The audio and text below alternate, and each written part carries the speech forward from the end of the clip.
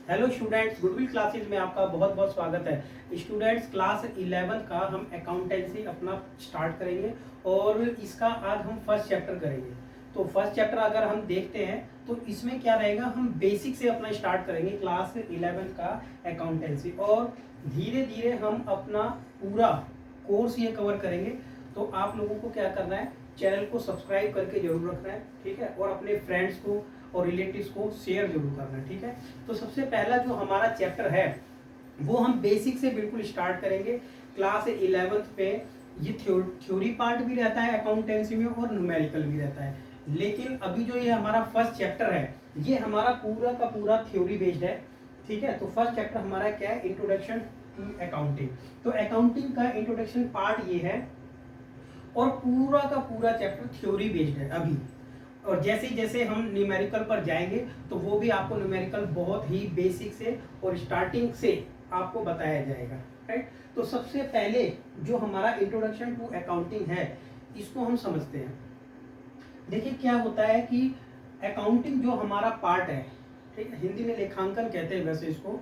तो ये कब से स्टार्ट हुआ है, ठीक है। तो आप ये देखें एक चीज कि अकाउंटिंग जो एक पार्ट है इसका जो मेन मोटिव है वो क्या होता है, अपनी प्रॉफिट की कैलकुलेशन होता है, राइट। मतलब बेसिक अगर हम बात करें, और अकाउंटिंग जो है हर घर के अंदर, हर फर्म के अंदर और हर जगह जहां पर भी पैसों का हिसाब किताब रखा जाता है वहां पर अकाउंटिंग का एक इम्पोर्टेंट रोल रहता है, ठीक है। तो सबसे पहले अब हम ये देखते हैं यहाँ पर कि लर्निंग क्या ऑब्जेक्टिव है हमारे इस चैप्टर के अंदर, कि हम क्या क्या यहाँ पर सीखने वाले हैं।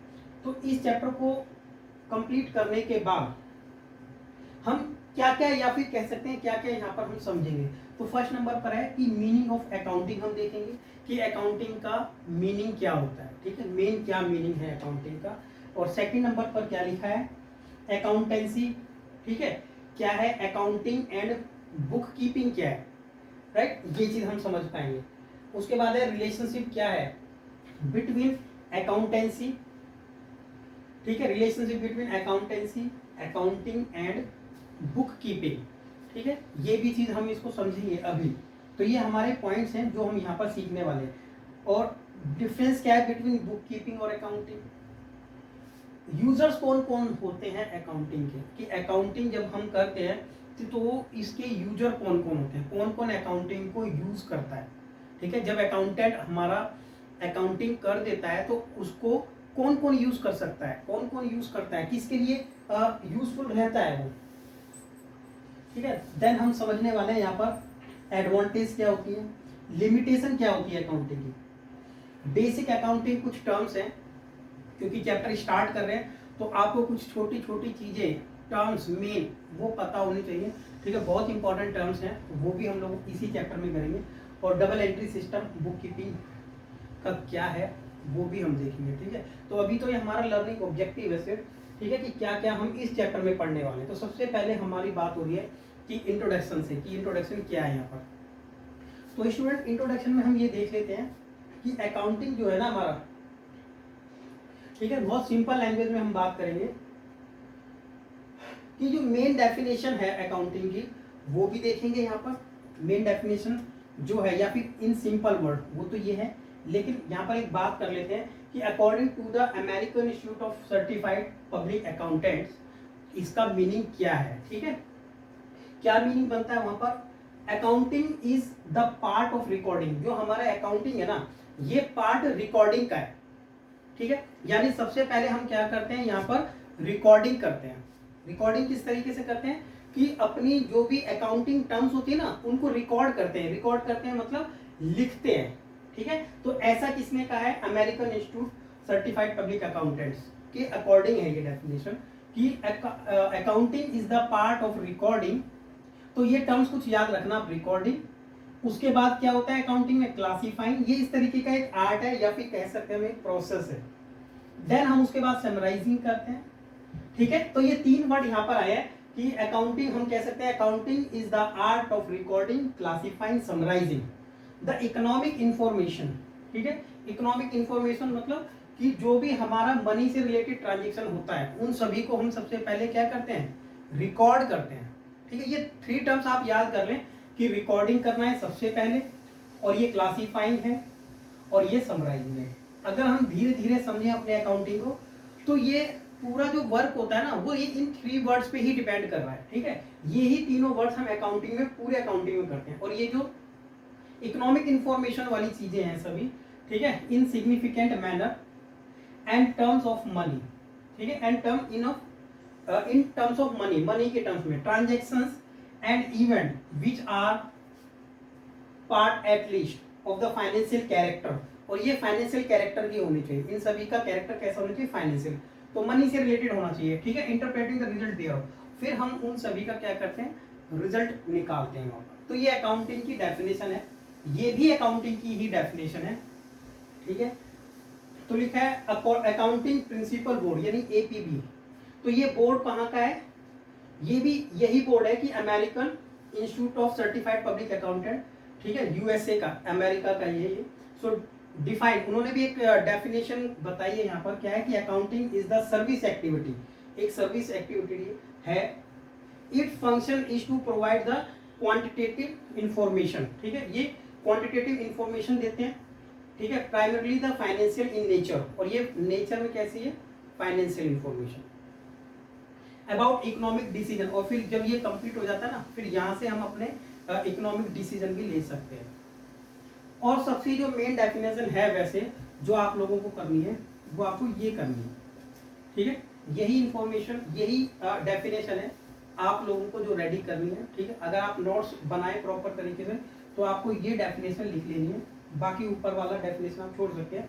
तो एक ही सिंपल वर्ड में हमारी डेफिनेशन क्या रहेगी, accounting is the process of collecting. सबसे पहले हम क्या करेंगे, कलेक्ट करेंगे, ठीक है। ऊपर डेफिनेशन में आप देखेंगे सबसे पहले रिकॉर्डिंग लिखा था, थोड़ा बहुत डिफरेंस रह सकता है, लेकिन accounting is the process of collecting. सबसे पहले हम कलेक्ट करेंगे इंफॉर्मेशन कलेक्ट करेंगे जो हम लोगों को अकाउंट में रिकॉर्ड करनी है, मतलब उनको लिखना है। तो accounting is the process of collecting, collect करें information, then recording, then classifying, फिर उनको क्लासीफाइंग करना है, ठीक है, और फिर समराइजिंग करना है, and communicating the financial information. और जो भी हमारी फाइनेंशियल इंफॉर्मेशन होगी उनको क्या करना है, कम्युनिकेट करना है, ठीक है, टू द यूजर्स, ठीक है, judgement and the decision making. फिर उनको हम क्या कर सकते हैं, इनको यूज कर सकते हैं डिसीजन मेकिंग में। तो ये हमारा अकाउंटिंग की एक बहुत ही इंपॉर्टेंट डेफिनेशन है, जो कि सिंपल वर्ड्स में, ठीक है। तो अकाउंटिंग क्या रहेगा, accounting is the process of collecting, recording, classifying and summarising, ठीक है, communicating the financial information to the users for judgement and decision making. फिर उनको हम क्या करेंगे, डिसीजन मेकिंग में अपने इन अकाउंट्स को यूज करेंगे। तो ये हमारी डेफिनेशन है, बहुत इंपॉर्टेंट डेफिनेशन है। अब आ जाते हैं अपना ऑब्जेक्टिव पर, कि ऑब्जेक्टिव क्या है अकाउंटिंग के। अकाउंटिंग अगर हम करते हैं तो उसका ऑब्जेक्टिव क्या है, कि क्या उद्देश्य है कि हम अपने अकाउंटिंग को, हम किसी भी कंपनी में अकाउंट्स बनाते हैं तो मेन क्या ऑब्जेक्टिव है, वो हम लोगों को यहाँ पर देखना है।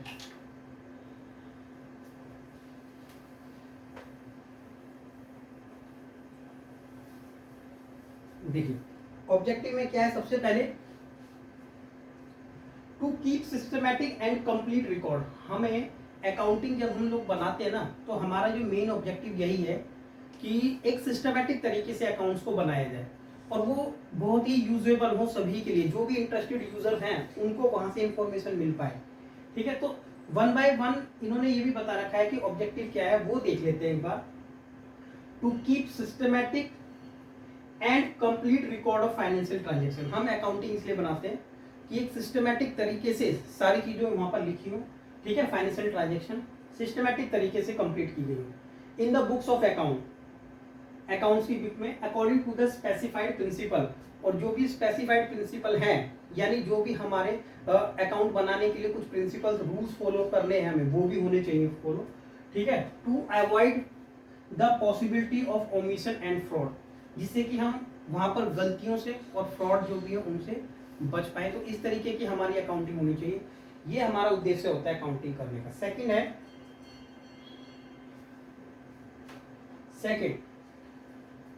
To ascertain the profit earn और loss incurred during a particular accounting period. हम अकाउंटिंग इसलिए करते हैं कि एक पर्टिकुलर ईयर का एक करेक्ट प्रॉफिट हम कैलकुलेट कर पाए। ठीक है, एक पर्टिकुलर ईयर का कि कितना उस ईयर में प्रॉफिट हम लोगों ने अर्न किया और कितने लॉसेस वहां पर इंकर्ड हुए एक पर्टिकुलर ईयर में, एक साल के अंदर। ठीक है, which further help in knowing the financial performance of business.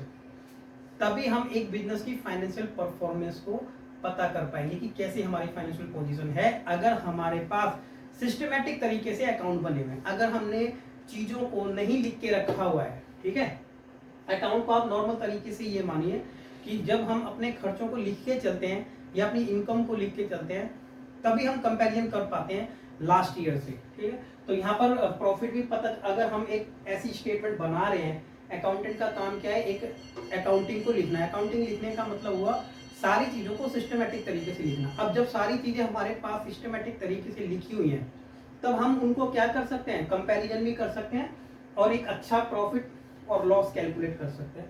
तो थर्ड नंबर पर हम आ जाएंगे, to ascertain the financial position. तभी हम अपने बिजनेस की एक अच्छी फाइनेंशियल पोजीशन पता लगा पाएंगे कि हमारे बिजनेस की फाइनेंशियल पोजीशन क्या है, क्योंकि हम सारी चीजों को सिस्टमेटिक तरीके से रिकॉर्ड कर रहे हैं, लिख रहे हैं। तो लिखा है to ascertain the financial position of the business by means of financial statement. Business के अंदर एक क्या बनाई जाती है, अभी आप लोग स्टार्टिंग में पढ़ रहे हैं तो कुछ चीजें हैं ऐसी जो अभी आप लोगों को क्लियर नहीं होगी। जैसे यहाँ पर लिखा है फाइनेंशियल स्टेटमेंट, जो फर्स्ट टाइम आप पढ़ रहे हैं ना स्टूडेंट, इसलिए आप लोगों को लगेगा कि फाइनेंशियल स्टेटमेंट, तो कुछ चीजें वर्ड अभी आपके लिए नए हैं। फाइनेंशियल स्टेटमेंट मतलब होता है बैलेंस शीट। ठीक है, बैलेंस शीट वर्ड आपने जरूर सुना होगा।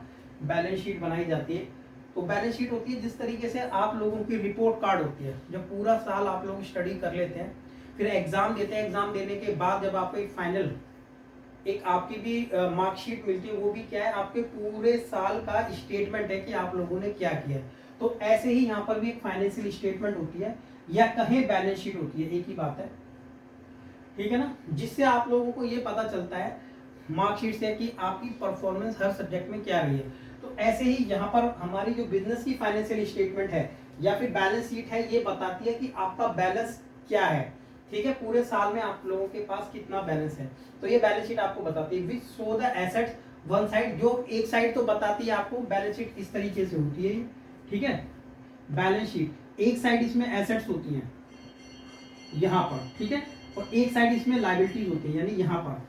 ठीक है, एसेट्स होती है हमारी जितनी भी संपत्तियां हैं, जैसे हमारे पास लैंड है, बिल्डिंग है, फर्नीचर है, इस तरीके से। और लायबिलिटीज होती है जो भी हमें पेमेंट किसी को बाकी करनी रहती है। तो बैलेंस शीट तो इस तरीके से होती है। ठीक है, तो कुछ ना कुछ आपको वो बताती है। इसी तरीके से आपकी होती है मार्कशीट स्कूल के अंदर।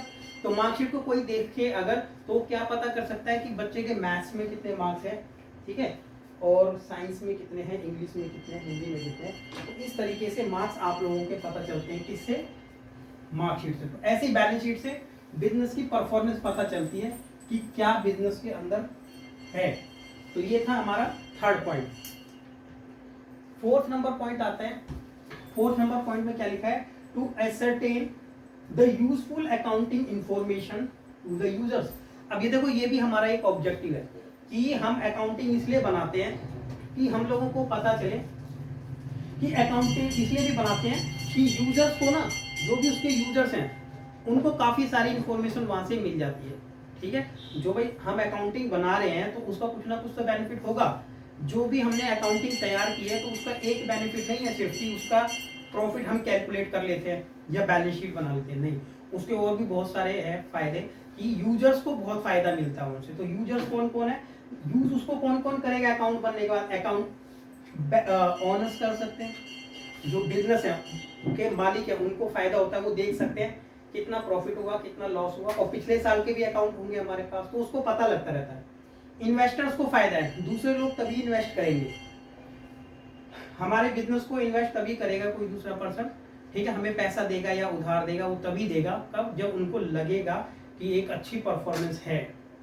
ठीक है, जैसे आप एग्जांपल के लिए बार बार उस चीज को जोड़ सकते हैं, पूरे साल का जो स्टेटमेंट आपका बनाया जाता है स्कूल के अंदर, यानी आपके फर्स्ट टर्म के मार्क्स, सेकंड टर्म के मार्क्स, फिर फाइनल, ठीक है, फाइनल स्टेटमेंट बनाई जाती है। तो वो कौन कौन यूज करता है आपकी मार्कशीट, आपकी मार्कशीट आपके काम आती है जब आप कहीं एडमिशन के लिए भी जाते हैं तो वहां पर भी काम आती है। तो दूसरा इंस्टीट्यूट या दूसरा कॉलेज आपका क्या कर सकता है, उसको स्टेटमेंट को देख सकता है, आपकी मार्कशीट को, उनको भी पता चलता है। उसके बाद जॉब के लिए जाते हैं तो वहां पर भी जो एम्प्लॉयर होता है वो भी यूज कर सकता है, वो भी देखेगा कि इसकी परफॉर्मेंस क्या है। तो इसी तरीके से अकाउंटिंग के भी यूजर्स हैं, जैसे कि ऑनर है, इन्वेस्टर है, क्रेडिटर है। क्रेडिटर होते हैं, नया वर्ड है आप लोगों के लिए। क्रेडिटर होता है जो हमें उधार, हमें क्या करेगा, हमारे क्रेडिटर है, हमें उनको पेमेंट देनी है। ठीक है, क्यों देनी है, क्योंकि उन्होंने उधार दिया है। बैंक, बैंक इसलिए यूज करता है क्योंकि बैंक से कुछ उधार आप लोगों को लेना है। अगर एम्प्लॉय, कोई भी एम्प्लॉय आपके अकाउंटिंग देख लेगा, ठीक है, वो भी इंटरेस्टेड है आपके अकाउंट देखने में। अगर आप एक अच्छी अर्निंग ऑर्गेनाइजेशन है, अच्छा पैसा आप कमा रहे हैं, तो तभी कोई एम्प्लॉय आपके पास काम करना चाहेगा। एंड गवर्नमेंट, गवर्नमेंट भी देखती है क्योंकि गवर्नमेंट को आपसे टैक्स लेना है। तो ये लोग किसी ना किसी तरीके से डायरेक्टली या इनडायरेक्टली आप लोगों से जुड़े हुए हैं। तो ये यूजर्स हैं, ठीक है, who analyse them as per their requirement. भाई अपनी रिक्वायरमेंट के अकॉर्डिंग ही तो वो यूज करते हैं। तो आप लोगों को स्टेटमेंट को दोबारा पढ़ना है, कंफर्म है कि आपको समझ आएगा। ठीक है, बहुत ही कॉमन सी बातें हैं लेकिन पढ़ना बहुत जरूरी है। 5th नंबर पे पॉइंट आता है क्या, provide the financial information to the management. ठीक है, अब जब हम अकाउंटिंग करते हैं तो उसका एक बहुत बड़ा बेनिफिट ये भी है कि जो हम provide the financial information to the user. जो सबसे पहली बात क्या है कि अकाउंटिंग एक फाइनेंशियल इंफॉर्मेशन देती है।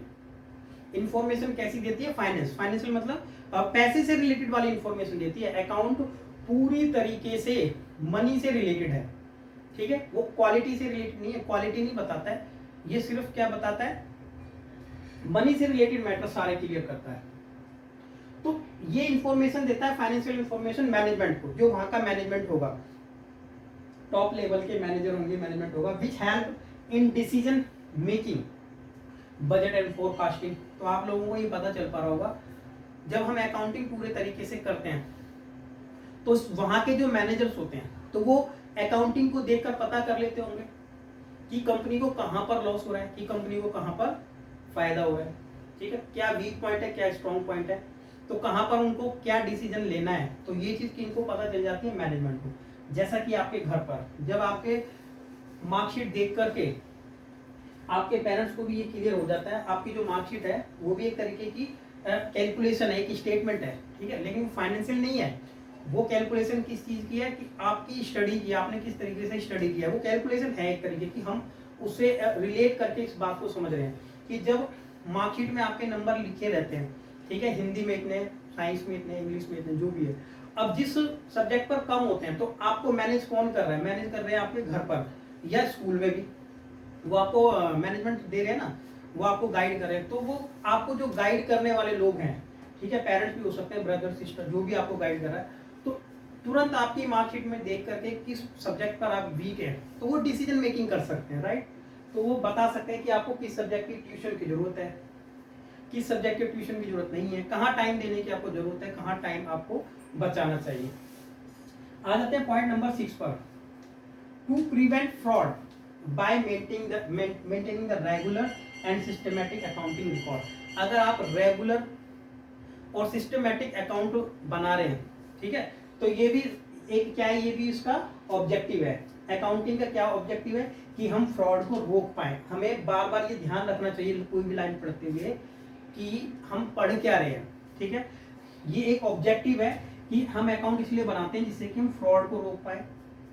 ठीक है, रेगुलर अगर हम बना रहे हैं, ठीक है, सिस्टमेटिक अकाउंट, तो हमारा सिस्टमेटिक तरीके से अकाउंट बनाने का एक ऑब्जेक्टिव ये भी है कि हम फ्रॉड को रोक पाए, रेगुलरली अपना अकाउंट मेंटेन करके। तो ये हमारा एक ऑब्जेक्टिव है अकाउंट्स बनाने का, राइट। तो ये अकाउंट बनाने का ऑब्जेक्टिव था। तो आप लोगों को क्या करना है, इन सभी पॉइंट्स को एक बार फिर अच्छे से स्टडी कर लेना है, और पढ़ने के बाद किसी तरीके का कोई इशू है तब आप कमेंट सेक्शन में बता सकते हैं। अब आ जाती है बात एडवांटेज की।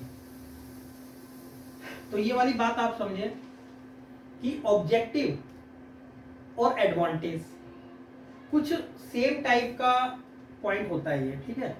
क्योंकि ऑब्जेक्टिव को बात करें तो ऑब्जेक्टिव मीनिंग हो गया उद्देश्य है, कि क्या उद्देश्य है कि हम अपनी कंपनी के अंदर अकाउंट्स बनाते हैं। और क्या बेनिफिट है कि हम अपनी कंपनी के अंदर अकाउंट बनाते हैं। एडवांटेज यहाँ पर दी है, अकाउंटिंग की क्या है एडवांटेज।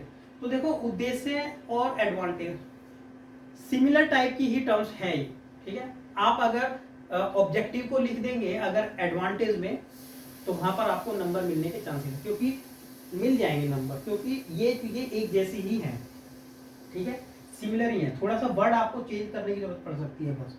जैसा कि आप एग्जांपल के लिए हम समझ सकते हैं, जैसे मोबाइल हम खरीदते हैं तो उसका क्या ऑब्जेक्टिव है, क्या उद्देश्य है कि हमने मोबाइल खरीदा है। तो मोबाइल खरीदने के आप ऑब्जेक्टिव बताइए। यहाँ पर ये ऑब्जेक्टिव पार्ट है हमारा। क्या ऑब्जेक्टिव है कि मोबाइल से हम सॉन्ग सुन सकते हैं, मोबाइल से हम गूगल पे कुछ सर्च कर सकते हैं, मोबाइल पे हम मूवी देख सकते हैं, राइट, व्हाट्सएप कर सकते हैं। इस तरीके से ये तो हो गए इनके ऑब्जेक्टिव। अब ऑब्जेक्टिव के बाद अगर हम बेनिफिट की बात करें तो बेनिफिट भी वही है। मोबाइल से हम सॉन्ग सुन सकते हैं, एडवांटेज है मोबाइल का फायदा। घड़ी में टाइम देख सकते हैं, ठीक है, और मोबाइल से हम कोई गूगल सर्च कर सकते हैं, व्हाट्सएप कर सकते हैं। तो इसी तरीके से यानी ऑब्जेक्टिव और एडवांटेज इस तरीके से सेम है ना। तो ऐसे ही यहाँ पर भी जो अकाउंटिंग के ऑब्जेक्टिव हैं, ठीक है, वो एक तरीके से एडवांटेज भी है। तो फिर भी एडवांटेज कुछ अलग दिए हुए हैं, पॉइंट टू वो हम देख लेते हैं। It provide the information which is use to the management for making the economic decision. तो ये पॉइंट तो हमने अभी पढ़ा था एडवांटेज उसमें, पर कि क्या हमारे अकाउंटिंग के ऑब्जेक्टिव है, ठीक है, या क्या पर्पज है। तो इस तरीके से एग्जाम में क्वेश्चन आ जाता है, तो आप लोगों को ये क्लियर होना चाहिए कि ऑब्जेक्टिव, ठीक है, क्या ऑब्जेक्टिव है, क्यों बनाते हैं, क्यों बना रहे हैं, ठीक है, और क्या फायदे हैं। तो एक ही सिमिलर टाइप के टर्म्स है, तो फिर भी इसने अलग दिया है, तो हम इसको लिख लेते हैं। क्या है कि it provide the information which is useful to the management के लिए यूजफुल इंफॉर्मेशन अकाउंटिंग प्रोवाइड करता है। ये एक एडवांटेज है for making the economic decision. Economic decision लेने के लिए, इकोनॉमिक डिसीजन मीन्स मनी से रिलेटेड डिसीजन हम ले सकते हैं यहाँ पर, ठीक है। जो फाइनेंस से रिलेटेड डिसीजन है वो लिया जा सकता है। Point number second,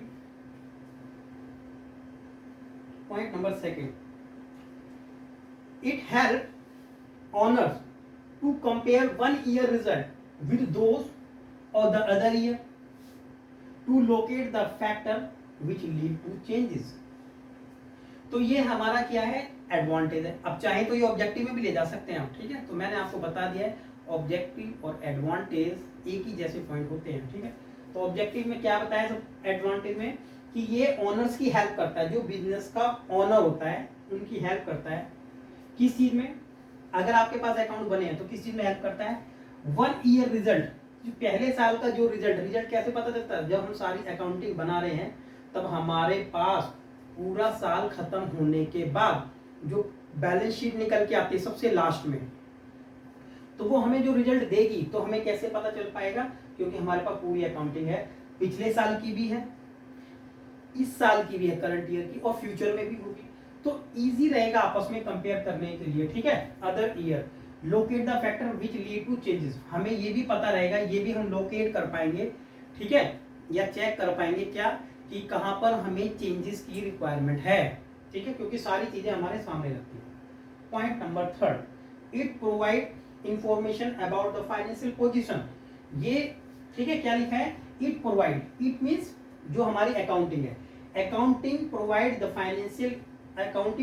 the information about the financial position. ये फाइनेंशियल पोजीशन की इंफॉर्मेशन देती है ऑफ द बिजनेस, पूरे बिजनेस की, by mean of balance sheet, ठीक है, बैलेंस शीट जो सबसे लास्ट में बनाई जाती है, which show the assets one side, एक साइड इसके अंदर एसेट्स होती है और एक साइड इसके अंदर क्या होती है, लायबिलिटीज होती है, ठीक है, या liability and capital on the other side.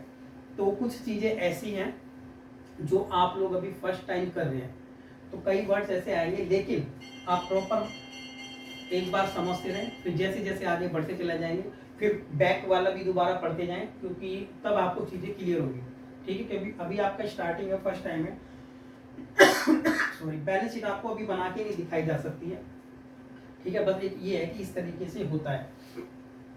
चलो पॉइंट नंबर थ्री, आपको स्किप बिल्कुल नहीं करना है, क्योंकि स्किप करेंगे तो आपको नहीं पता चलेगा कि बीच में क्या बता दिया। क्लास ये फर्स्ट है, लाइन से सारी चीजें एक बार देखते रहे तो जरूर क्लियर हो जाएगा आपको। It help in keeping systematic and complete record of business transaction. Accounting जो है हमें हेल्प करती है किस चीज में, सिस्टमैटिक रिकॉर्ड, ठीक है, सिस्टमैटिक और कंप्लीट रिकॉर्ड बनाने में एक बिजनेस ट्रांजेक्शन का। बिजनेस ट्रांजेक्शन मतलब जो भी बिजनेस के लेन देन है वो सभी हम सिस्टमैटिक तरीके से बना सकते इन the books of accounts. Accounts की बुकों के अंदर, अकाउंट्स की भी बुक्स होती हैं, ठीक है, अकाउंट की बुक होती है। पहले क्या होता था, मैनुअली बनाया जाता था सभी बुक्स में, लेकिन अभी क्या है, सारा सिस्टम कंप्यूटराइज है, तो सॉफ्टवेयर होते हैं, सारा डाटा डालते हैं तो ऑटोमेटिक वो सब फीड हो जाता है, ठीक है। तो होती एक तरीके से बुक्स हैं, अभी हम कह सकते, ठीक है ना, बुक्स टाइप की होती हैं according to the specified principle, और कुछ स्पेसिफाइड प्रिंसिपल्स भी यूज होते हैं, रूल्स, ठीक है ना। जब हम कोई भी काम करते हैं तो उस काम को करने के तो ये तो कंफर्म है कि उसके कुछ रूल्स रेगुलेशंस या कुछ प्रिंसिपल्स तो होते होंगे ना, विदाउट रूल्स प्रिंसिपल्स तो कोई भी काम नहीं होता है। उसके बाद है which is accepted by the court and evidence, और ये जो रूल्स या प्रिंसिपल हैं उन रूल्स के अकॉर्डिंग अगर आप अपनी अकाउंटेंसी करेंगे तो कोई भी कोर्ट, ठीक है, उसको एक्सेप्ट करेगा एज अ एविडेंस, ठीक है, एज ए एविडेंस इसको यूज किया जाएगा। 5th नंबर पॉइंट है, क्या पढ़ रहे हैं हम, एडवांटेज की क्या एडवांटेज है। इट हेल्प अ फर्म, एक फर्म की हेल्प करता है अकाउंटेंसी, ठीक है, ये ध्यान रखें कि क्या पढ़ रहे हैं, एक बार इसको भूल नहीं जाना बीच में। क्या है, it help a firm in assessment it's correct tax, ठीक है, करेक्ट हमारा टैक्स लायबिलिटीज के बारे में पता चलता है अगर हम अपनी अकाउंटेंसी कर रहे हैं। और अगर हम अपनी चीज़ों को लिख नहीं रहे हैं, ठीक है, अगर हम अपनी चीज़ों को लिख नहीं रहे हैं तो कुछ भी नहीं पता चलता है, ठीक है। अगर आप खर्चे कर रहे हैं एक ही दिन के, आप कुछ भी मार्केट से परचेज करने जाते हैं और आप उन चीज़ों को लिख नहीं रहे हैं, ठीक है, कुछ भी जनरल घर का भी सामान अगर आप लेने जाते हैं, आप लिख नहीं रहे, तो घर आने के बाद आपको ये भी नहीं पता चलेगा, ठीक है, कोई भी एक्स प्रोडक्ट कितने का खरीदा, वाई प्रोडक्ट कितने का था, या जेड, जो भी एक्स वाई जेड जो भी प्रोडक्ट आप मार्केट से परचेज कर रहे हैं, आप लोगों को ये नहीं पता चल पाएगा आने के बाद। तो इसलिए सारी चीज़ों को लिखना बहुत ज़रूरी है सिस्टमेटिक तरीके से, और यहाँ पर रेगुलरली, ठीक है, रेगुलरली, वीकली और मंथली, एनुअली, पूरा हर चीज़ों को लिखना टाइम टू टाइम जरूरी होता है, और लास्ट में एक सिस्टमेटिक तरीके से आपके पास रिपोर्ट आती है। तो इसलिए लिखा है कि अकाउंटिंग जो हमने की है वो फर्म को हेल्प करती है असेसमेंट करने में, असेसमेंट मतलब जांच करने में, करेक्ट टैक्स लायबिलिटीज उसकी क्या है, सही टैक्स कितना पे करना है, सच एज इनकम टैक्स, जैसे कि इनकम टैक्स कितना पे करना है, सेल्स टैक्स कितना पे करना है, वैट कितना करना है, एक्साइज ड्यूटी कितना आप लोगों को पे करना है, सही टैक्स लायबिलिटी आपकी क्या बनती है। तो ये आप सही तभी कर पाएंगे जब आप सारी चीज़ों को सिस्टमेटिक तरीके से लिख रहे हैं, ठीक है। अब आ जाते हैं पॉइंट नंबर 6 पर। लास्ट एडवांटेज है कि प्रॉपरली मेंटेन अकाउंट, ठीक है, जब प्रॉपरली मेंटेन्ड अकाउंट, जब हमने अकाउंट को पूरे तरीके से मेंटेन किया होगा, ये हेल्प करेगा बिजनेस एंटिटी में in determine its proper purchase price, ठीक है। अगर आपने बिजनेस को पूरी तरीके से मेंटेन किया, अपनी अकाउंटिंग को पूरी तरीके से लिखा है, आप लोगों को इस चीज़ की नॉलेज हो जाएगी तब कि आपके पास कितनी एसेट्स है, ठीक है, कितनी लायबिलिटी है, कितनी कैपिटल है, ठीक है, एसेट्स में कितना फर्नीचर, कितनी लैंड, कितनी बिल्डिंग, कैश, बैंक, सब आप लोगों को पता होगा। तब आप लोगों को ये भी पता चलेगा कि इसका परचेज प्राइस टोटल क्या है। किसी और का भी बिजनेस आप लोगों को परचेज करना है, तब आप उसकी बैलेंस शीट को ही देखोगे कि उनके पास क्या क्या एसेट्स हैं। तो जब उसने बैलेंस शीट किसी अदर कंपनी ने बनाई होगी तभी आप उसको परचेज कर पाओगे, क्योंकि वो आपको पूरी डिटेल दिखाएगा कि ये हमारे पास एसेट्स है, ये हमारे पास लायबिलिटी है, ये हमारी कैपिटल है। तो किसी दूसरे का बिजनेस हम आसानी से परचेज कर पाएंगे, तभी उसका परचेज प्राइस हम लोगों को पता चल पाएगा, राइट। तो ये पॉइंट नंबर 6 था। अब आ जाएंगे हम अपना नेक्स्ट पॉइंट, यानी लिमिटेशन पर, लिमिटेशन ऑफ अकाउंटिंग। तो लिमिटेशन अकाउंटिंग का मतलब क्या हो जाता है, कमियां कि अकाउंट्स में। अब लिमिटेशन का जो मीनिंग अगर हम कहें तो लिमिटेशन का जो मीनिंग है वो होती है डिसएडवांटेज कह सकते हैं आप, ठीक है, या फिर हिंदी में कहते हैं कमियां, राइट, कि क्या क्या वहाँ पर कमी है। तो कमियों को हम पढ़ेंगे कि अकाउंटेंसी में क्या कमियां हैं। तो आप लोगों को ये तो पता ही है कि अगर किसी चीज़ के फ़ायदे हैं तो उसके नुकसान भी होते हैं। तो यहाँ पर हम लोग अकाउंटिंग में क्या क्या कमियां हो सकती हैं, ठीक है, किस किस तरीके के लिमिटेशंस यहाँ पर हैं अकाउंटिंग में, वो हम लोगों को देखना है, ठीक है। आप लोग खुद भी अंदाज़ा एक लगा सकते हैं कि अकाउंटिंग में क्या क्या कमी हो सकती है। जैसे कि अकाउंटिंग जब हम करते हैं तो ये एक मेथड होता है, कैसा, खर्चीला मेथड होता है, ठीक है। कॉस्ट यहाँ पर लगती है हमारी, ठीक है। एक ओनर जो होता है उसको एक अकाउंटेंट हायर करना पड़ता है, तो खर्चा तो हो गई।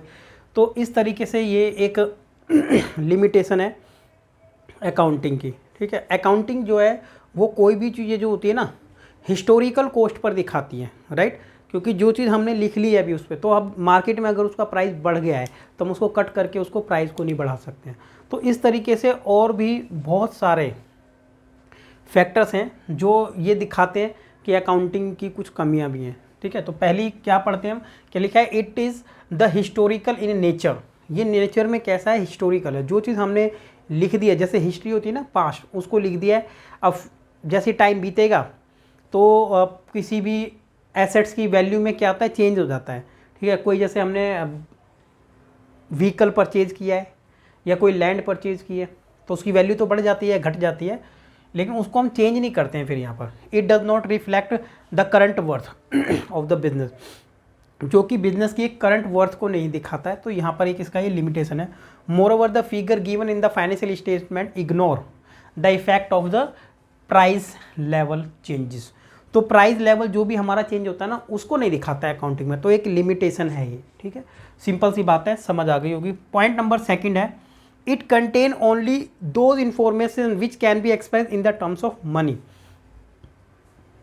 ऐसे ही टर्म्स को अकाउंटिंग में लिखा जाता है जिनको हम मनी की टर्म्स में लिख सकते हैं। ऐसी टर्म जिनको मनी की टर्म्स में कन्वर्ट नहीं किया जा सकता है उनको अकाउंटिंग में लिखना पॉसिबल नहीं है, राइट। अकाउंटिंग में लिखना पॉसिबल नहीं है।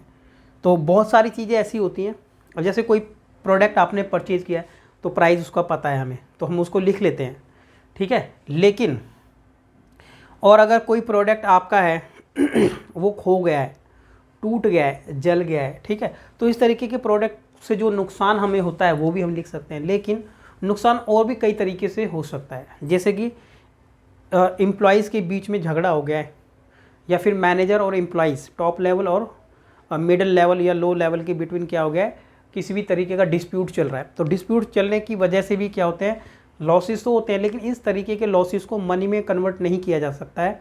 और अगर मनी में कन्वर्ट नहीं किया जा सकता है तो उसको अकाउंट में लिखा भी नहीं जा सकता है। तो ये एक लिमिटेशन है। It ignore the qualitative element, ठीक है, ये क्वालिटी को ही नहीं लिखता है। कोई भी मैनेजर, कोई भी एम्प्लॉय बहुत अच्छा काम कर रहा है, ठीक है, उसकी परफॉर्मेंस को हम मनी में कन्वर्ट नहीं कर सकते हैं, तो इसलिए उसको अकाउंट में लिखा भी नहीं जा सकता है। तो लिखा है ये इग्नोर, क्वालिटी को इग्नोर करता है element such as the efficiency of management, कि मैनेजमेंट की एफिशिएंसी किस तरीके की है, अच्छी है या कैसी है, वो नहीं लिख सकते हैं, ठीक है। क्वालिटी जो फैक्टर है हमारा, क्वालिटी ऑफ स्टाफ है, कस्टमर सेटिस्फेक्शन है, तो ये एक अकाउंटिंग की टर्म्स में नहीं कन्वर्ट हो सकता है, मनी की टर्म्स में कन्वर्ट नहीं हो सकता है, तो ये अकाउंट में लिखना पॉसिबल नहीं है। तो ये एक कमी है अकाउंटिंग की, ठीक है। तो यहाँ से क्लियर होता है कि अकाउंटिंग जो है पूरे तरीके से क्या है, मनी से रिलेटेड टर्म्स को ही अकाउंट में लिखते हैं हम यहाँ पर। थर्ड नंबर पर आ जाते हैं, it may be affected by window dressing, ठीक है, it may be affected by window dressing, ठीक है, manipulating in the account to present a more favourable position of the business firm than actual position. Window dressing का क्या मतलब हो गया कि कई चीज़ों को ना बहुत ही ज़्यादा बढ़ा चढ़ा कर दिखाया जाता है, ठीक है। अकाउंटिंग में भी ऐसा होता है, हम कई चीज़ों को क्या करते हैं, एक्चुअल में वो नहीं होता है लेकिन उसको बढ़ा चढ़ा करके उसको दिखा दिया जाता है, उसको विंडो ड्रेसिंग कहते हैं, ठीक है। मैनिपुलेटिंग का मतलब भी ये किसी भी चीज़ को बहुत ज़्यादा जो एक्चुअल चीज़ है उसको ना दिखा करके कुछ और, तो वो क्या होता है, इस तरीके से फर्म में दिखा दिया जाता है। तो ये क्या होता है, यहाँ पर एक अकाउंटिंग का लिमिटेशन है ये। उसके बाद आ जाते हैं फोर्थ नंबर पर, it is not free from personal bias of the personal judgement of the people dealing with it. और आपने ये भी देखा होगा कि जब कोई अकाउंटेंट होता है, ठीक है, एक अकाउंटेंट है, कुछ उसके पर्सनल जजमेंट भी होते हैं, वो अपने जजमेंट के हिसाब से अकाउंटिंग में कई चीज़ों को रिकॉर्ड करता है, ठीक है, अपने जजमेंट के हिसाब से वो रिकॉर्ड करता है, ठीक है। For example different people have different opinion regarding the life of assets, ठीक है, calculating depreciation provision for doubtful debt. तो ये मैं बता देता हूँ क्या लिखा है। डेप्रिसिएशन वर्ड एक नया वर्ड आप लोगों के सामने है, ये डेप्रिसिएशन। तो एसेट्स की वैल्यू हर साल घटती है, तो उस चीज़ को भी हम अपने अकाउंटिंग में लिखते हैं, ठीक है। एसेट्स की भी वैल्यू हर साल घटती है। कोई भी एसेट है, जैसे फर्नीचर है, फर्नीचर आपने खरीदा 1 लाख का, 10% उसकी वैल्यू मान लेते हैं हम हर साल घटती है, तो 10% घटेगी तो यानी 10,000। तो कोई अकाउंटेंट अगर दूसरा है, ठीक है, तो उसकी जजमेंट के अकॉर्डिंग वो 5% घटा रहा है, तो अकाउंटिंग में हमारी अकाउंटिंग टर्म्स में चेंजेस आ जाएंगे, राइट।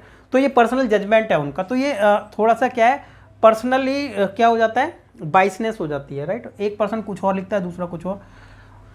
डाउटफुल डेप्ट हो जाती हैं कि जो हमारे डेटर्स होते हैं, डेटर्स कौन होते हैं, जिनसे हमें पैसा रिसीव करना है, पैसा उनसे लेना है, हमें मिलना बाकी है अभी, तो उनका कुछ पैसा डूब जाता है, जो नहीं मिल पाता है हमें, ठीक है। तो उसका क्या करना पड़ता है, प्लानिंग करना पड़ता है, यानी प्रोविज़न करना पड़ता है कि शायद उनसे इतना पैसा नहीं मिलेगा हमें। तो उस तरीके के प्रोविज़न या प्लानिंग जो हम करते हैं ना, तो वो डिपेंड करती है पर्सन टू पर्सन, तो उसमें क्या आ जाता है, चेंजेस आ जाता है, राइट। जैसा कि आप कह सकते हैं आपके एग्ज़ाम में, आपका एग्ज़ाम अगर कोई आपने इंग्लिश का या हिंदी का कोई भी एग्ज़ाम आपने दिया है, तो एक टीचर चेक करता है, तो आपको मान लेते हैं 20 में से 15 मार्क्स देता है, तो दूसरा टीचर हो सकता है आपको 16 या 17 भी दे दे, या फिर उससे कम भी दे दे। तो ये डिपेंड करता है, जैसे टीचर्स के ऊपर डिपेंड करता है, ऐसे अकाउंटेंट के ऊपर भी डिपेंड करता है। तो थोड़े उसी वजह से क्या हो जाते हैं, चेंजेस आ जाते हैं आपस में उनके, राइट। लास्ट पॉइंट नंबर 5 है, it is based on various concept and conventions, ठीक है, which may hamper the disclosure of realistic financial position of a business firm. देखिए क्या होता है, it based on various concept and convention. जब हम business में अपने अकाउंटिंग को बना रहे हैं, तो कुछ हमें रूल्स और रेगुलेशंस, ठीक है, कुछ फॉलो उनको करना पड़ता है, और उन रूल्स की वजह से जो हमारे कंसेप्ट हैं, तो कई बार उन कंसेप्ट में क्या कर लेते हैं, चेंजेस की वजह से, ठीक है, हमने कोई कंसेप्ट यूज़ नहीं किया, या फिर कौन सा हमने कंसेप्ट उसको यूज़ किया, तो इस वजह से अकाउंटिंग में थोड़ा सा चेंज भी आ जाता है, ठीक है। Disclosure the realistic financial position of the business, तो बिजनेस की पोजीशन क्या होती है, थोड़ा सा वहाँ पर चेंज हो जाती है। कि अकाउंटिंग में भी कई बार क्या रहता है कि हम लोगों के पास ऑप्शन होते हैं कि हम कौन सा मेथड यूज़ करना चाहते हैं, ठीक है। अगर हमने मेथड को चेंज किया, ठीक है, कौन सा कंसेप्ट या कन्वेंशन हमने यूज़ किया, उस वजह से भी पोजीशन में थोड़ा सा क्या आ जाता है, चेंज आ जाता है। For example assets in the balance sheet are shown in their cost, assets हमारे बैलेंस शीट में कॉस्ट पर दिखाई जाती है, and not their market value पर नहीं दिखाई जाती है, ठीक है। Which could not be realise on their sale, ठीक है, which could be realise on their sale. अब क्या है कि हमारी कन्वेंशन तो ये है, जब हम कोई भी एसेट्स खरीदते हैं तो हम उसको कॉस्ट पर लिखते हैं। अब जब हम उसको सेल करते हैं तो उसकी वैल्यू तो कुछ और होगी ना, ठीक है। जब हम कोई भी एसेट खरीदते हैं तो उस टाइम पर वैल्यू कुछ भी थी उसकी XYZ, मान लो 1 लाख रुपीज़ का हमने कोई एसेट परचेज किया। अब बेचते टाइम तो उसकी वैल्यू ज़्यादा भी हो सकती है, कम भी हो सकती है, ये डिपेंड करता है कि एसेट्स क्या है, वो उसका मार्केट में प्राइस क्या है। तो जब हम सेल करते हैं उसकी, तो उसकी एक्चुअल वैल्यू हम क्या रियलाइज़ कर सकते हैं कि एक्चुअल में मार्केट वैल्यू क्या है। बेचते टाइम पर हम अपनी बुक के हिसाब से नहीं, जो भी मार्केट में वैल्यू होगी उसके हिसाब से उसको बेचा जा सकता है। तो इस तरीके से क्या हो जाता है कि अकाउंटिंग जो है ना, कई बार रियल से थोड़ा सा डिफरेंस इस तरीके से आ जाता है कन्वेंशंस की वजह से, ठीक है। तो ये लास्ट ये पॉइंट था कि हम अपने कंसेप्ट और कन्वेंशंस के अकॉर्डिंग चलते हैं, लेकिन रियल में उनसे थोड़ा सा चेंज आ सकता है। तो ये अकाउंटिंग की कुछ लिमिटेशंस ही हैं, लिमिटेशंस और भी हो सकती हैं, लेकिन ये इंपॉर्टेंट थी जो भी, वो आपको लिखी गई है। एग्ज़ाम में जो भी आता है आप इन पॉइंट को लिखकर अपना आंसर कंप्लीट कर सकते हैं। तो ये अभी हमने इतना पार्ट कंप्लीट कर लिया। अब नेक्स्ट वीडियो हम उसके बाद देखेंगे, जिसमें हम अकाउंटिंग का क्या कहेंगे, बुक कीपिंग, ठीक है, द बेसिस ऑफ अकाउंटिंग, इसके बारे में नेक्स्ट वीडियो में हम करेंगे, ठीक है। तो वीडियो ज़्यादा से ज़्यादा लाइक कीजिए और चैनल को सब्सक्राइब कीजिए। Thank you.